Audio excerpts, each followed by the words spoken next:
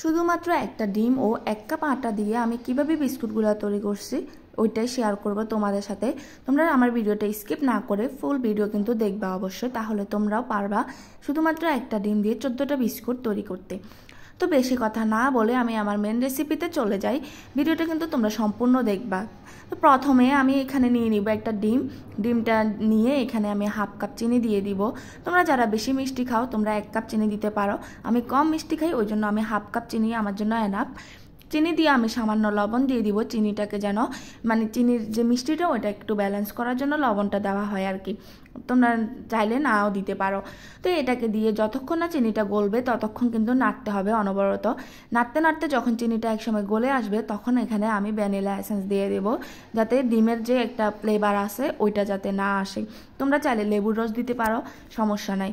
তো লেবুর রস দিয়ে তোমরা এটাকে আবার অনবরত নাড়তে থাকবে। নাড়তে নাড়তে যখন এইভাবে হয়ে যাবে তখন তোমরা এখানে 3 চামচ গুঁড়া দুধ দেওয়ার চেষ্টা করবে। গুঁড়া দুধ দিলে কিন্তু ফ্লেভারটা অনেক ভালো হয়, বিস্কুটটা খেতে কিন্তু অনেক মজা হয়। তো এখানে আমি বেকিং পাউডার দিয়েছিলাম, এটা তোমরা স্কিপ করবা, এটা দিবা না, এটা দিলে কিন্তু বিস্কুটটা নরম হয়ে যায়। যেহেতু বিস্কুটই বানাবো এটা একটু শক্ত হলে কিন্তু মজা হবে।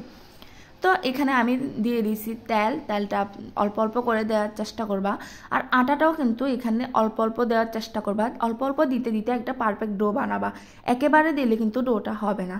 তো এখানে তেল দিয়ে প্রথম অবস্থায় একটু কষ্ট হবে ডোটা তৈরি করতে, হাতে লেগে যায় আটাগুলা, তোমরা তেল দিয়ে চেষ্টা করবা।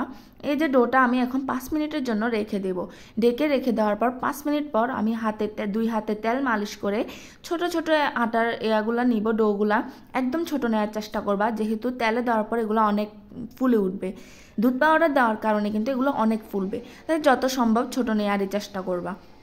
এরপর এখানে আমি কাঁটা চামচ দিয়ে ডিজাইন দেওয়ার চেষ্টা করছিলাম কিন্তু হয় নাই, আমি ছুরি দিয়ে দিছি পরে, ওইটাও দেখবা। ছুরি দিয়ে কিন্তু অনেক সুন্দর ডিজাইন দিছি। তোমরা যারা গোল শেপ দিবা না তারা লম্বা শেপও দিতে পারো, তোমাদের ইচ্ছা মতো যে কোনো শেপ দিয়ে ডিজাইনটা করতে পারো।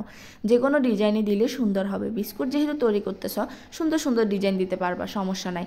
তো আমি এখানে ছুরি দিয়ে ডিজাইনগুলো করতেছি। তো তোমাদেরকে আমি আরও একটা বিস্কুটের ডিজাইন দেখাই দিতেছি।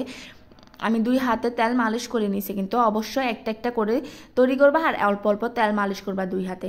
এভাবে করে আমি সব এখানে 14টা বিস্কুট হয়েছে, সবগুলো বিস্কুট রেডি করে নিয়েছি।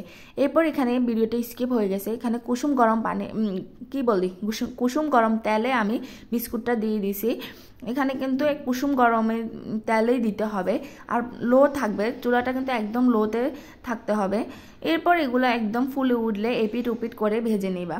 এই তো বিস্কুটের গরম অবস্থায় কিন্তু একটু নরম থাকবে, এরপর ঠান্ডা হলে শক্ত হয়ে যাবে। তো ভিডিওটা কেমন লাগছে তোমরা জানাবা। আল্লাহ হাফেজ।